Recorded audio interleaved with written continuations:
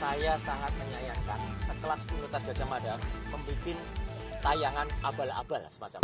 Jadi hari ini saya memang membersamai sahabat saya Bang Resmond dan Bang Ian yang hari ini masih menjalani pemeriksaan. Jadi saya benar-benar datang sebagai rasa setia kawan, rasa seperjuangan ya, karena beliau-beliau kan masih memberikan keterangan di Polda Metro Jaya sebaik-baiknya. Karena saya kan sudah minggu lalu dan alhamdulillah saya sudah selesai. Nah, sementara ini. Apalagi? Jadi ini kan udah hampir semua terlapor yang diperiksa Pak. Nanti kemungkinan kalau naik ke tahap penetapan tersangka. Ya ini sebentar lagi saya juga naik. Ke tahap selanjutnya penetapan tersangka gitu gimana tanggapannya? Ya kita tunggu aja, tidak semua ya, tidak semua yang sifatnya penyelidikan naik ke penyidikan itu ada tersangkanya. Ya apalagi jadi jawaban-jawaban yang sementara saya kolek kemarin ya dari Pak Rizal Fadila itu juga menjawab atau menolak pemeriksaan karena kan belum ada lembar ijazah yang katanya disita itu kemudian diperlihatkan. Kalau saya menjawab sesuai dengan pertanyaan yang ada. Jadi ada 37 link, dari 37 lu saya tanya, yang ada hubungannya dengan saya ada berapa? Setengahnya ada enggak? Enggak ada. Seperempatnya ada enggak? Enggak ada. Sepertiganya enggak ada, seperempatnya enggak ada, seperlimanya ada enggak ada. Lu kalau sedikit sekali ngapain juga harus ditanyain gitu kan. Kemudian yang dari ditanyain ini yang penting. Ada 2 diantaranya itu yang tersangkut dengan ada videonya orang namanya Sylvester Matutina di situ. Saya bilang ini harus di drop.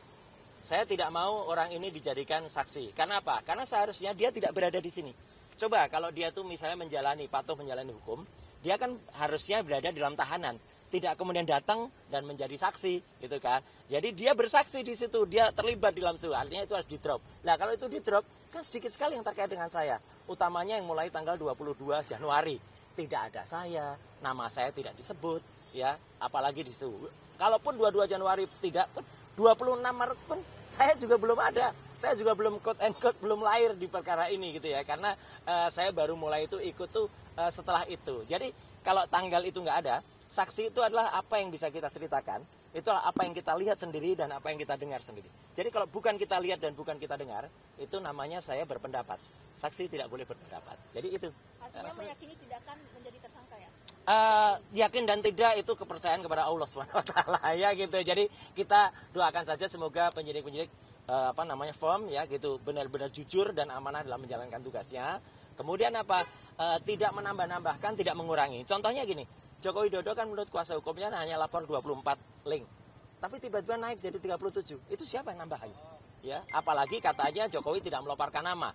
Lah kalau tidak melaporkan nama kan berarti bukan pencemaran nama baik, pencemaran peristiwa katanya gitu kan. Itu nggak ada pasal kalau peristiwa seperti itu ya. Harusnya pencemaran nama baik.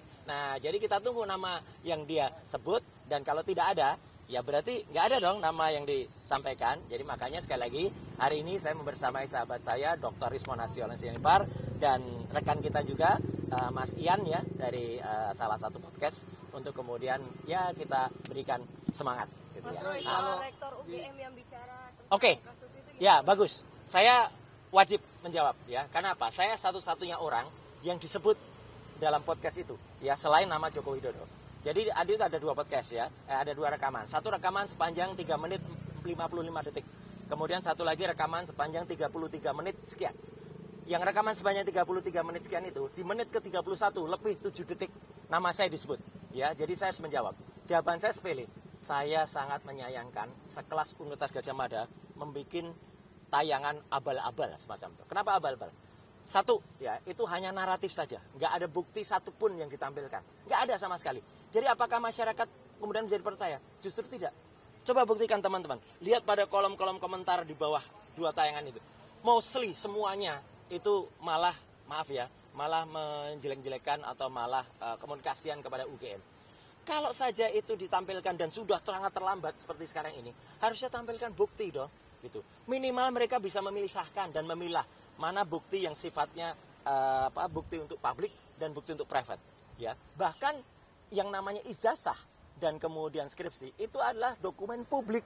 Ya, itu ada di Undang-Undang Keterbukaan Publik nomor 14 tahun 2008. UGM salah membaca Undang-Undang Keterbukaan Informasi. Kebetulan saya adalah orang yang menyusun Undang-Undang Keterbukaan Informasi Publik itu. Saya juga yang menerangkan naskah akademiknya. Jelas betul di pasal 18 ayat 2. Dokumennya sifatnya publik itu harus dibuka. Artinya dokumen yang pernah digunakan oleh orang yang menduduki jabatan publik. Joko Widodo adalah orang yang pernah menduduki jabatan publik. Jadi jelas betul.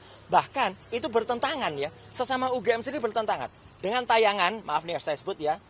Ada Kompas nggak? Gitu. Nah, dari Kompas, wartawan Kompas bagus banget. Ada wartawan Kompas namanya Fabian Januarius Quadro dari Jogja. Ya, itu mewawancarai Mas Sigit Sunarta, Dekan Fakultas Kehutanan. Itu Pak Sigit Sunarta menunjukkan ijazah fotokopinya Jokowi. Bahkan menunjukkan ijazah fotokopinya Pak almarhum. Itu benar gitu loh. Karena itu sifatnya publik. Publik harus ditunjukkan. Skripsi juga harus dibuka. Jangan kemudian skripsi harus disita. Kemarin tuh nggak ada skripsi, nggak ada ijazah. Jadi malah membuat publik makin nggak percaya kepada UGM. Terus yang penting lagi, pada menit ketiga, ya lebih 11 detik pusaran ini. UGM seharusnya sampaikan saja data-datanya. Kalau memang data-data itu ada, tampilkan. Jangan kemudian hanya naratif. Jadi kemarin tuh statementnya UGM itu satu udah terlambat, dua hanya naratif, tidak ada nilainya sama sekali. Secara hukum sangat disayangkan dan saya pun selaku lulusan dari UGM ya, saya bilang lulusan ya, bukannya alumni. Karena kalau alumni itu sekarang definisinya udah rubah. Tahun 2014 ya, dalam anggaran dasar dan anggaran rumah tangga keagama, alumni itu orang belum tentu lulus. Masuk UGM sehari aja bisa alumni. Jadi saya nggak pakai istilah alumni lagi bagi saya. Lulusan UGM, saya sangat menyayangkan tayangan UGM itu. Benar-benar tidak berkualitas, bahkan menurut salah seorang wartawan senior, ya namanya Pak Lukas Warto, itu ketua AJI ya, Aliansi Jurnalis Independen, itu nggak ada bedanya dengan humas kecamatan ya dalam rangka membuat tayangan. UGM harusnya tidak seperti itu. UGM harus jelas detail, apalagi udah terlambat, apalagi udah banyak contoh. Kan bisa menampilkan ijazah kayak apa, KHS apa, KRS kayak apa. Gitu ya. Oke? Ya. Selamat bertugas teman-teman. Terima kasih. Ya, terima kasih.